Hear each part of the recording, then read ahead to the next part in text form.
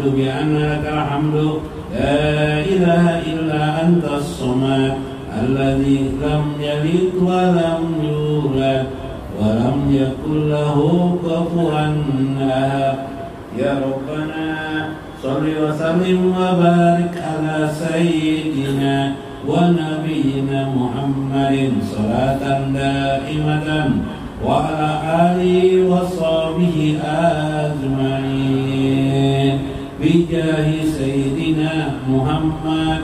نسألك فضلا عظيما في الدنيا والآخرة إنا وبيننا جرما كبيرا فاغفر لنا يا الله فاغفر لوالدينا يا الله فاغفر للمسلمين والمسلمات والمؤمنين والمؤمنات الأحياء منهم والأموات واغفر لنا يا الله برحمتك يا أرحم الراحمين. ووسع لنا في دارنا ووسع يا الله لدار والدينا يا الله وارحمهم كما ربيانا صغارا واغفر لهم يا الله بكل حالهم وذنوبهم يا ربنا وارفع درجتهم في عندك الكريم. يا ربنا يا باسط الذي يبسط رزق لمن يشاء بغير حساب ابسط رزقنا ورزق طوفان hisari wa kusrian terpadang warakalina wa bakun motor wasukina walidi padang ekobuyung wa Muhammad Rasadi Akbar wa Ali Faisal wa Haji Udin wa Lici Parudin wa Rasang dari Tuinkam wa Haji Hairul Haji Yulian Saependi wa Haji Mia binti Haji Syahran birahmatika ya arhamar rahimin. Wajid lana walahum rizqona rizqan kasiran wa rizqan wasian min kulli jihatin min jami' ghairika bi ghairi minati makhluqatin bimadi fadlika wa karamika ya Allah innaka antal wahhab. Shalli wa sallim wa barik ala sayyidina wa nabiyina Muhammadin bi adadil anwa'i rizqi wal futuhat. Iftah lana ya Allah abwaba rizqika wa abwaba ni'matika ya Allah waskil jawarihana bi ta'atika wa qulubana bi ma'rifatika wa taqabbal du'ana innaka antal wahhab. Allahumma fir ummata sayyidina Muhammad. Allahumma astur ummata sayyidina Muhammad. Allahumma asbur ummata sayyidina Muhammad. Allahumma aslih ummata sayyidina Muhammad. Allahumma asbir ummata sayyidina Muhammad wa dakilil jannata ummata sayyidina Muhammad.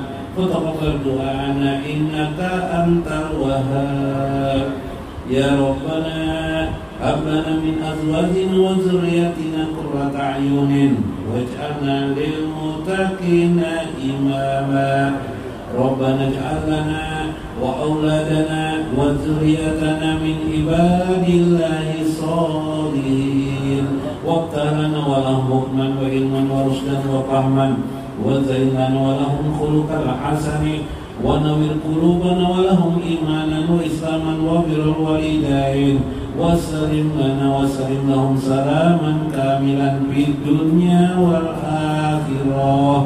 Ayyid lana ya Allah bi nuri nabiyina Muhammadin sallallahu alaihi wasallam wa fi basarina wa fi sam'ina wa qulubina nuran bi nuri sayyidina Muhammad wa fi amamina wa khalfina wa yaminina wa simalina wa fawqina wa tatina nuran bi nuri sayyidina Muhammad wa fi asabina wa lahmina wa damina wa syarina wa basharina wa lisanina wa izumina وزدنا نورا بنور سيدنا محمد ربنا آتنا في الدنيا حسنة وفي الآخرة حسنة وقنا عذاب النار وصلى الله على سيدنا ونبينا محمد وعلى آله وصحبه أجمعين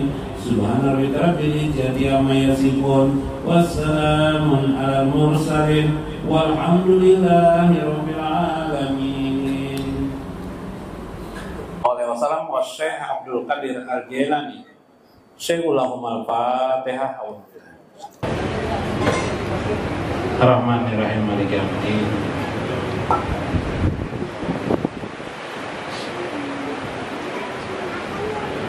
Assalamualaikum warahmatullahi wabarakatuh.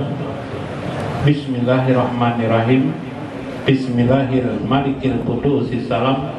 Bismillahirrahmanirrahim hakim. Wassalatu wassalam ala sayyidina wa nabiyyina Muhammad wa ala alihi wa sahbihi ajma'in. Fa inna insyaallah ab'asu di kitab Syekh Abdul Qadir Jailani Futhul Ghaib wal Gunyah wa nafa'na bihi wa ulumi bidarain. Amin ya rabbal alamin. Mudah-mudahan melewati saluran Sidi Syekh Abdul Qadir Al-Jailani keberkahan bagi hidup kita, kesejahteraan, kebahagiaan, sesaknya kebahagiaan pada diri kita, anak-anak kita, kesuksesan bagi anak-anak kita, handai tolan kita, hidup kita di dunia ini dan di akhirat kelak, dan menjadikan kita orang yang bersama dengan baginda Rasulullah SAW. Amin ya rabbal alamin. Lihurmati lil Habib Alwi bin Ali Al-Habsi di sebelah kiri saya, panjang umur beliau. Lil Habib, dihormati Habib Umar Basim sebelah kiri saya, panjang umur beliau. Amin. Dan Habib Hussein Asegaf Hussein Asegaf sebelah kirinya lagi. Kemudian Al-Habib Agil Asegaf juga. Alhamdulillah Asegaf juga. Agil Asegaf, rumah beliau di Banjir Kebib, Kota Bangkal. Nah, bila kalian ingat Kota Bangkal yang takan Pupur Bangkal atau Kota Bangkal. Kemudian Lil Habib Hasan Al-Qab. Nah, ini sudah tahu kenal kita. Kemudian ada tahu Habib siapa? Siapa? Abdul Qadir bin Sahab juga. Lain nang lian itulah di Sungai Baru itu Sahab juga. Sama kah? Oh, sepupu lah. Sepupu namanya sama lah. Ini bang siapa anak pian kah? Mana kah? Habib Jain Muhammad Jahir bin Sahab. Tepang Habib Madun Asegaf Al-Basin. Alhamdulillah. Habib Abdurrahman Asegaf. Nah, banyak Asegaf ini. Penutup Habib Abdul Qadir Al-Habsi. Pas ke Jepang yang aras lah. Kalau ada ini runtuh aras. Buat yang ada runtuh aja. Dihormati Guru Johan di sana, kemudian Guru Mas Kuni, Guru Tarmiji, Guru Mulyadi, Guru Hairul, Guru yang lain-lain, nah, di luar, di dalam, maupun yang di dalam hati, pian-pian sepadaan. Nah, mudah-mudahan kita berdoa bersama-sama. Allahumma sahih jasadana wa sabit imanana wa asin amalana wa ilal khair qaribna wa min syarri abaidna wa likulli hajatina ya Allah faqbil hajatana ya Allah hajatan fid dunya wal akhirah. Amin ya rabbal alamin. Minggu kemarin saya mengisahkan tentang orang yang panah pada qada dan qadar Allah.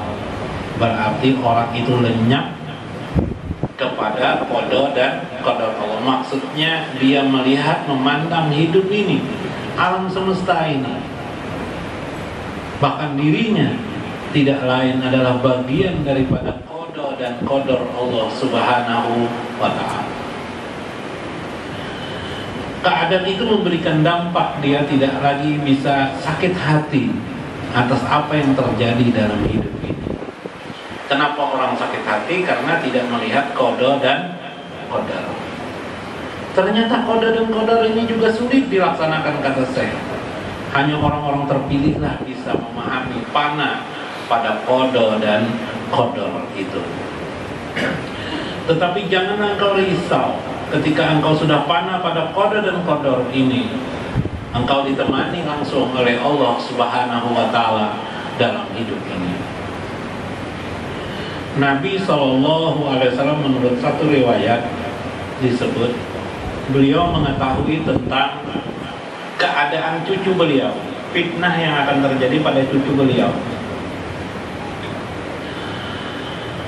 Suatu hari Sayyidina Husain bertanya kepada ibunya, siapa ibu Husain?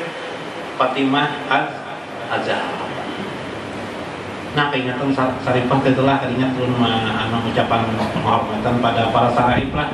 Ada hadir sini ada para Sarifah ada telah. Bertanyalah kepada ibunya, kenapa Rasulullah itu kakek itu kalau mencium Sayyidina Hasan, mencium Hasan itu di mulut.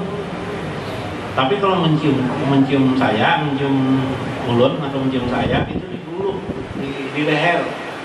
Nabi itu kalau mencium Sayyidina Husain di leher. Tapi kalau mencium siapa? Hasan itu, Sayyidina Hasan itu di mulut. Fatimah tidak bisa menjawab, tanyakan aja langsung sama kakek. Ketika ada kakeknya, Sayyidina Husain tidak berani juga bertanya. Diam. Tapi itu tercatat di para sahabat juga tahu kejadian itu. Belakangan barulah orang mengerti bahwa nasibnya Sayyidina Husain dipenggal leher beliau kan, kena fitnah ya lah, dipenggal ke leher Sayyidina. Nah, itu dicium Nabi di leher. Sayyidina Hasan diracuni orang, itulah yang dicium Sayyidina di mulut. Sayyidina Baginda Rasulullah SAW takluk kepada qada dan qadar yang ditetapkan Allah Subhanahu wa ta'ala pada diri. Bahkan beliau ditampakkan. Syukur-syukur kita ini tidak ditampakkan Allah qada dan qadar di belakang kejadian, baru ditampakkannya lagi. Coba kalau duluan ditampakkan kayak Pak, pas melihat takdir masuk neraka kayak Pak. Nah, ya. Syukur-syukur kita ini di belakang. Coba Nabi itu bagaimana? Ditampakkan duluan sih, bila anak melihat dibuka sidin jendela ya lah, melihat semua keadaan akan datang. Ya lah, bila anak tidak melihat ditutup sidin jendela, istilahnya kan begitu. Itulah baginda Rasulullah Sallallahu. Karena itu memang percaya dan qadar ini sebenarnya kelima dalam hidup manusia dan merubah keberadaan diri manusia. PLN mati, plok aja lampu. Orang tidak bisa percaya menerima qadar langsung marah. Bangsat PLN ini aja. Tidak tahu orang enak-enaknya makan aja. Mati lampu aja. Atau bulan puasa biasanya PLN itu mati bulan puasa nih. Mau marah-marah kayak orang sholat kayaknya aja. Bunga orang PLN aja. Padahal orang PLN ini sarjana-sarjana. Yang mengatakan itu mana ada sarjana gitu ya. Tidak bisa menerima qada dan memahami, woi itu kan PLN bukan Tuhan. Manusia itu di bawah kendali Allah Subhanahu. Jika tidak izin Allah, tidak akan lampu ini akan hidup terus. Jikalau bukan karena izin Allah, matahari ini akan tetap memanaskan pada diri kita. Apa yang terjadi? Apa yang terjadi kira-kira kalau tidak ada malam kita nih? Mati semua kita.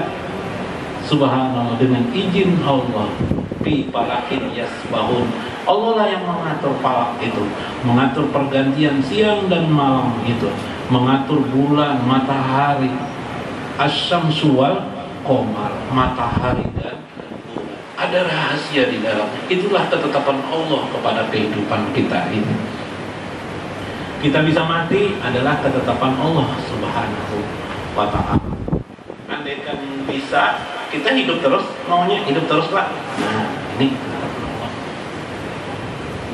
Pon, ya. Jadi akal qadar dan qadarnya tidak bisa diakali, tidak bisa diakal-akali. Kalau pun diakal-akali bisa. Supaya dulu orang mengakali. Zaman raja-raja dulu ingin hidup kekal, lalu dicarilah air abadi. Air yang hidup bisa apa? Abadi. Ternyata sampai sekarang mereka itu tidak ada hidupnya, matian semua raja-raja itu ya lah. Subhanallah. Ada orang membangun coba singgasana candi-candi, yang lah megah oleh candi. Coba sekarang candi itu kalau pakai biaya, kita kumpulan di sini ya bisa tidak cukup membangun candi. Nah, kalau nak kumpulan sini bangun candi, nggak cukup uangnya aja lah. Saking mahalnya bangunan itu, ya kan? Orangnya juga mati. Subhanallah. Ini kenyataan, kita tidak bisa melawan kehendak Allah. Kita tidak bisa melawan takdir yang kita. Nabi tahu takdir itu tidak bisa dilawan. Nabi tahu qada itu tidak bisa dilawan. Karena itu beliau hanya melakukan kasih sayang beliau kepada Sayyidina Hasan dan Sayyidina Husain. Bahkan beliau berdoa, Allahumma ahbibhu ya Allah man ahabbahu. Cintailah orang-orang yang mencintai Hasan atau Husain. Subhanallah. Cintai, jadi cintai mereka meskipun dengan kenangan kasih sayang. Ya kan? Kalau dalam ayat Qiyam itu apa? Al Hasan wa Husain. Subhanallah.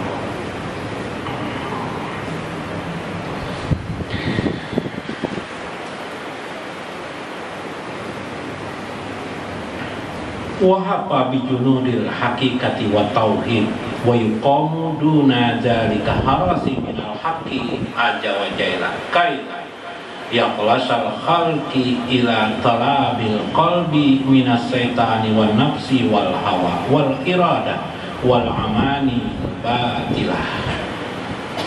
Allah ingin memelihara, tapi engkau sendiri yang seringkali tidak ingin dipelihara oleh Allah. Lalu Allah menetapkan kehidupan ini ada takdirnya, ada kodonya, agar manusia itu terpelihara. Namun manusia sering tidak mengerti tentang rahasia di balik kodo dan kodor itu. Orang-orang yang mengenal Allah, ma'rifatullah, pasti mereka percaya dan tunduk kepada ketetapan Allah Subhanahu wa ta'ala, bahkan menjadi hubungan rahasia dirinya dengan Allah Subhanahu wa ta'ala. Maka Allah pun menurunkan kepadanya bijunudil hakikat, tentara-tentara hakikat wa tauhid di dalam hatinya.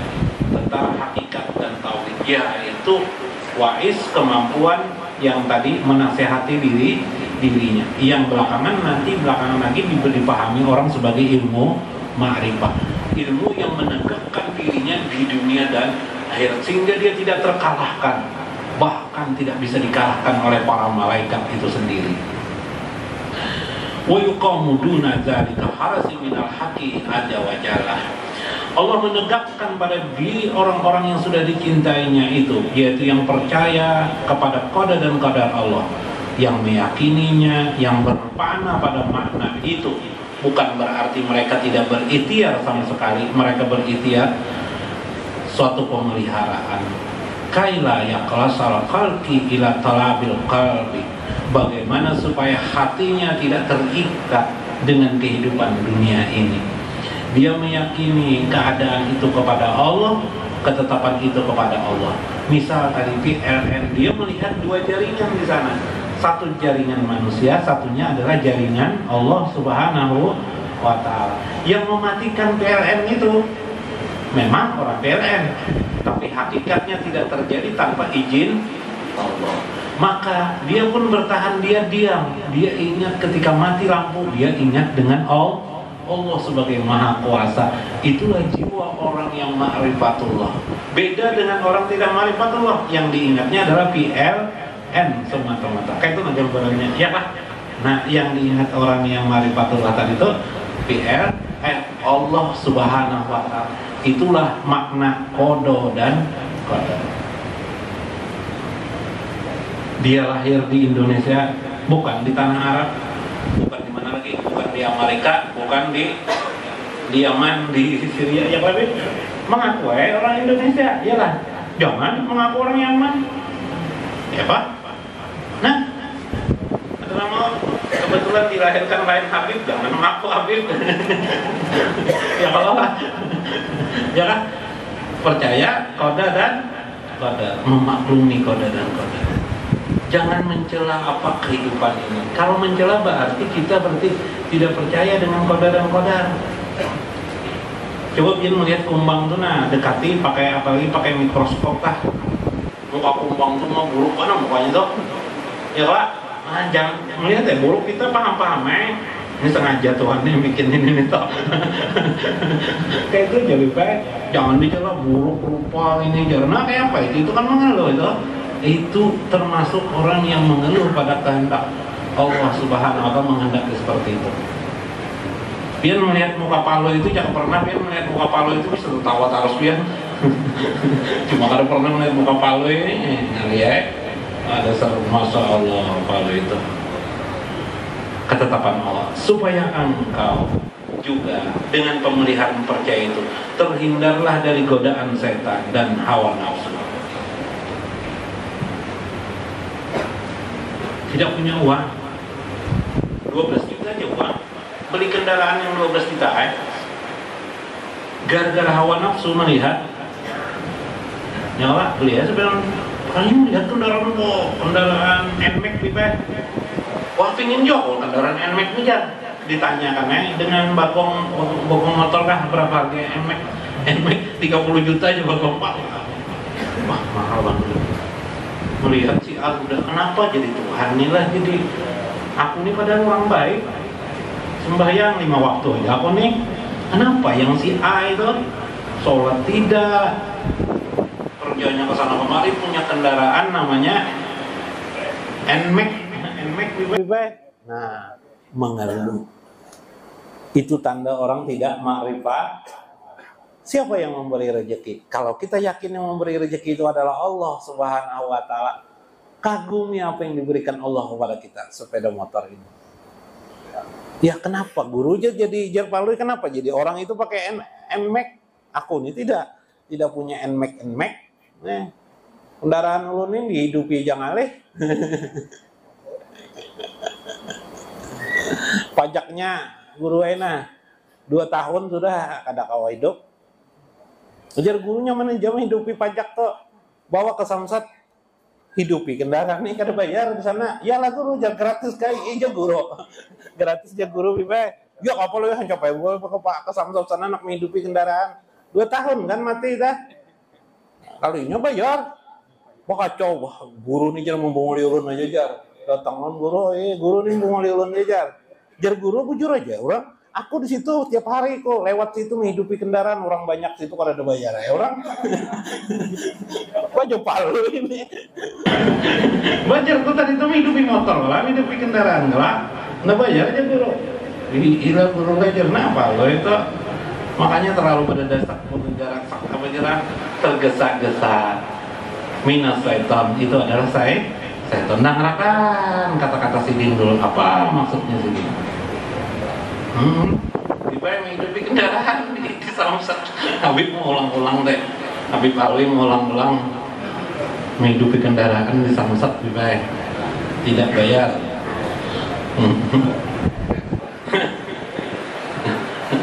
Lain pajak.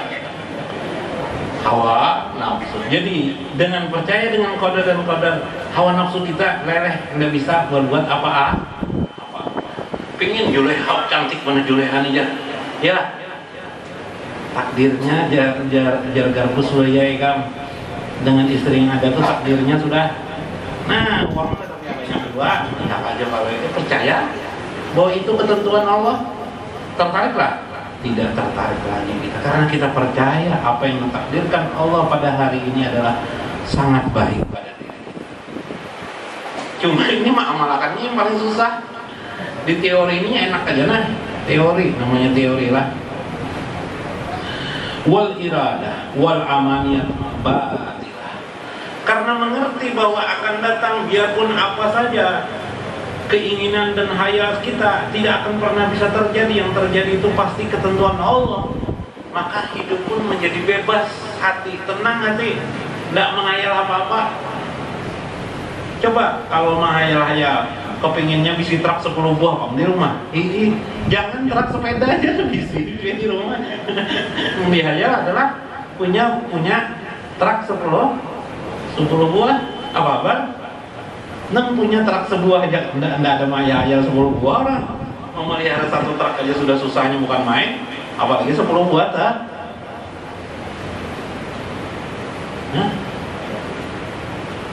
inilah kadang manusia menghayal-hayal macam-macam, membuang-buang waktu. Lebih baik mengingat Allah. Lalu apa bro? Mengingat Allah, berdoa dengan Allah. Pengen punya truk, silahkan berdoa kepada Allah. Ya Allah kasih hamba truk. Cuma truk hanyar dan buruknya kalinya lebih baik tersambat. Pas sekali bisi truk buruk aja. Abah Paloi jadi pemulung truk, akhirnya banyak bangkai-bangkai truk di muka rumah. Nah, kenapa dulu aja pian Mbah jadi kayak ini? Ya aku berdoa dulu loh Tuhan, ya Allah beri aku truk. Diberi Tuhan gue, truk banyak benar. Tapi lebih baik anunya aja, bekas-bekasnya aja. Nah, makanya bagus doa Allahumma qsir rizki misalnya. Allahumma as'aluka rizqan katsiran wa wasi'an. Ya Allah berilah aku rezeki yang banyak, rezeki yang luas. Terserah Allah nanti rezeki yang banyaknya apa. Mungkin gara-gara jualan roti jadi sugih, jadi banyak rezeki. Mungkin gara-gara apa? Jualan ban motor banyak rezeki, jualan burung banyak rezeki. Jadi macam-macam. Maka iradah itu menjadi hilang. Wadawal qajibatun nasiyah minat tabai wan nafsil amri bisu'i. Segala macam dakwaan, sangkaan yang bersifat kedustaan itu menjadi hilang pada diri, maupun sifat-sifat nafsu amaratun bisu pada diri kita bila seseorang itu sudah naik jenjang ridho fil qada wal qadar, ridho pada qada dan ketetapan Allah Subhanahu wa taala. Kalau pakai ilmu akidah, ilmu akaid Ahlus Sunnah wal Jamaah, Imam Nawawi Al-Maqdasi itu mengisahkan takdir itu ada dua. Takdir yang sifatnya mu'alaq dan takdir gairu mu'alaq. Bahasa lainnya takdir tetap dan takdir yang tidak tetap. Nah, kata beliau, takdir yang tidak tetap itu bisa berubah sesuai dengan hadis Nabi. Ujar hadis Nabi, tidak bisa berubah takdir itu illa bidoa, kecuali doa seseorang. Jadi takdir tetap itu misalnya mati, manusia itu pasti mati. Ketentuan Allah sudah itu pasti mati. Tapi soal rezeki tetapnya ada juga, bahwa manusia itu pasti dapat rezeki. Namun banyak sedikitnya itu rezeki itu jersidin, rezeki itu bisa berubah-ubah. Yang bisa menentukan berubah itu adalah doa seseorang. Nah, itulah salah satu syafaat Allah kepada umat Nabi Muhammad SAW ini adalah pandai berdoa. Nah, jadi doa itu harapan kita kepada Allah.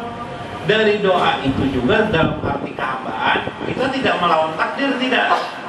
Kita hanya melakukan apa yang dikehendaki oleh Allah. Karena pada saat kita berdoa itu terlihatlah makna abdun, hamba Allah Subhanahu wa ta'ala. Nah ini, jadi ketika kita berdoa, sembahyang termasuk berdoa, sembahyang itu bagian daripada berdoa.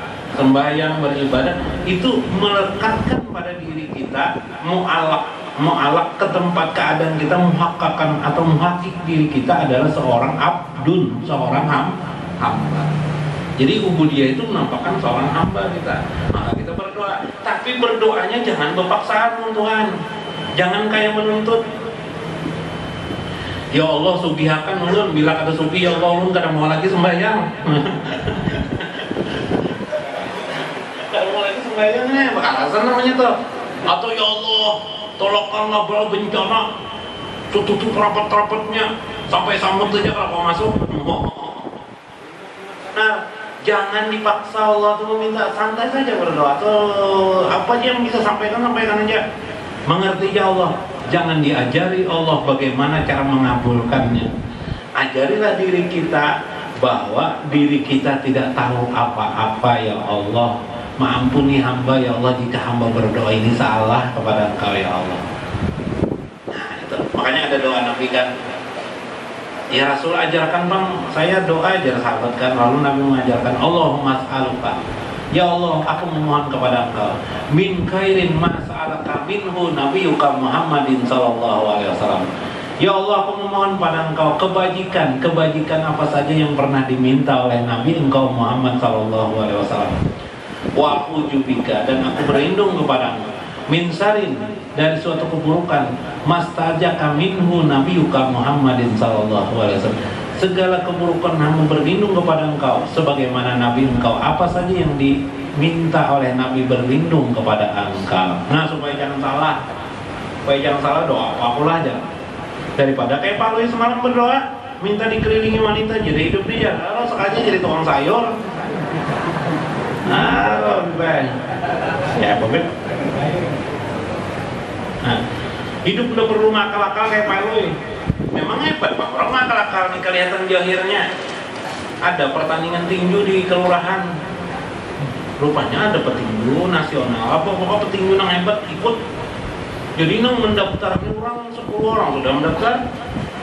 Larian bipa, bukaan bipa, udah berani. Satu petinju tuh lagi bipa. Oh, biar Paloi satu orang aja, nggak ada musuhnya, daftar aja Paloi bipa. Wih berani Paloi. Sudah bingung orang sekampung, orang sekelurahan berani melawan petinju sudah terkenal. Pas hari pertinjuannya Paloi absen. Wah kenapa jadi absen, orang gimana melihat kayak apa Paloi dihukum makan orang ya lah. Jadi orang petinjunya ini penasaran, mana orangnya mau menantang hujan, maka tahu sekelurahan sini tidak ada yang hebatnya olah aja. Nah ini BPM merasa hebatnya, susah juga hidup. Seharusnya kan terima ya, sudah keadaan tuh kayak apa lagi hidup nih. Allah yang berkuasa, kita tidak berkuasa. Nah itu hebatnya orang percaya takdir Allah lah. Dia menyadari dirinya tidak mampu berbuat apa. Di mana rumah Paloi? Padahal orang rumah Paloi di sini. Dekat masjid, kesananya lagi dari masjid belok kiri. Nah, habis belok kiri nanti belok kanan, batu terus belok, terus tuh belok kiri pulang. Nah, paling ujungan tuh rumah Paloi orang. Sudah pas datangnya orang Paloi ini Pipe pintar juga, Pipe kada turun ini sengaja juga Paloi ini. Di muka rumah Paloi ini dadayan kan, kalau dadayan bahasa Indonesianya dadayan tuh jemuran. Di jemuran tuh dijemur Paloi ini, celana Paloi itu besar mana Pipe, nang double ek tuh nang Pipe. Bajunya Pipe double ek juga Pipe. Jadi pas petinju saya itu anak datang ke rumah ini, karung Paloi hijau orang. Takjub Pipe melihat di jemuran tuh Pipe. Celana besar-besar Pipe, sama baju besar-besar. Bah, jabat tinju nih, mundur diri ya sudah nih, cagar dihukum makan Paloi ini Pipe. Terus hanya aku mundurkan diri jauh tinju dari itu. Cagar aku kalah juga aja dari itu. Nah, menang Paloi itu tadi ya Paloi. Baju aja. Gara-gara baju aja Pipe. Jadi hati-hati juga hidup nih. Tapi akal-akal kayak itu kan sekali-sekali aja diketahui orang habis itu karena kalau lagi makali. Nah, setelah percaya dengan qada dan qadar, maka itulah rahasia langit yang bisa dipahami, kata Syekh Abdul Qadir Jailani. Mudah dipahami nih, mudah sekali. Maka hilanglah kehendak-kehendak yang membabi buta kepadanya. wa dalalatin nasi'ah minal hawa fahina izin ingkana fil qadari maji'ul khalqi wa taratihim ilaika. Bila engkau sudah percaya dengan qadar dan qadar, ada dampak efek yang menjadikan engkau itu sudah percaya dengan qadar dan qadar, ialah engkau dipercaya oleh manusia. Nah, jadi kalau ingin dipercaya oleh manusia, dia percaya qadar dan qadar. Insya Allah dia dipercaya manusia. Karena Allah sudah mempercayakan kepada Allah sudah mempercayakan kepada diri kita, maka kita akan dipercaya oleh manusia. Itulah yang terjadi pada diri baginda Rasulullah SAW yang dikenal dengan istilah al-amin. Nah, ingatlah al-amin. Anak guru amin sini. Nah, al-amin yang dipercaya. Nah, orang dipercaya. Kenapa jadi Nabi SAW percaya? Orang yang kalau bahasa teorinya menepati janji, bujur harus. Nah, tepat janji. Palu ini ingat waktu itu ini manfaatnya lah. Ketemu dompet orang di jalanan lihat alamatnya tetangga para kayak tetangga lah, sekampung lah. Ada uang situ dia 100.000 di dompet tuh. 100.000 nang uang uang merah, warna merah. Waktu di jalan Palu ini keingatan ceramah yang guru udah boleh berdusta, supaya kalau dipercaya orang maka harus jujur. Maka Palu ini duitnya itu sudah dibelanjakan kayak es krim di jalan ada es krim. Apa aja Palu yang belikan duit 100 nih kira ada inti kesa ada garbus utang ringkas kesa terkumpul duit 100.000, 10 ribuan diandak di dalam dompet itu dibelikannya yang ada orang kantor sekampung teta. Nah ini petok rumahnya orang tuh ada kehilangan dompet kabinnya ada itu ya. Ini bujur lah. Wah, makasih banget Palu lah aja. Dibuka sidinnya dompet. Ada ini dihitung sidin 100.000. Kenapa aja kalau ada yang kurang aja Palu. Jadi ya ampun dompet terita ada yang kurang cuma anehnya aja. Maka 100.000-nya tadi itu jar. Uangnya sebuah aja Kenapa jadi kenapa ini 10.000 10 buah aja sih Din berubah uangnya nih. Iya saja nggak mau berdusta aku baca. Jadi jar Palu mungkin jujur aja Palu tadi ulun belanjakan keingatan ulun ceramah guru tadi itu jar supaya jujur hidup. Nah jadi turun dari uang paksa minjam dulu uang orang lain, jadi itu mang jadi 10 ribuan itu jadinya juga memulikakan juga. Kenapa? Karena memang betul hari ini kita mengambil. Kenapa pencuri itu hari ini tetap saja miskin? Tetap saja miskin karena dia mengambil hal-hal sesuatu yang mengakibatkan sobeknya lebih besar. Jadi kalau kita tidak percaya dengan takdir ini, kita mengambil melawan takdir, sobeknya lebih besar lagi. Andaikan Palu itu mengambil uang 100.000, mungkin dia akan rugi 1 juta, 2 juta nanti. Dibalas oleh Allah Subhanahu wa Ta'ala. Maka orang yang percaya dengan qadar dan qadar berarti dia percaya dengan zat Allah Subhanahu wa Ta'ala. Orang yang percaya zat Allah, Allah langsung melindungi dan menjamin orang tersebut saya berada jalan. Orang itu akan dijamin oleh Allah apa saja yang menjadi percayanya kepada Allah. Seperti hadis Nabi, An-Najani inda abdi, aku sesuai persangkaan hamba. Mudah-mudahan kita tergolong dan termasuk di dalamnya. Wallahul muwaffiq ila aqwamit thoriq. Assalamualaikum warahmatullahi wabarakatuh.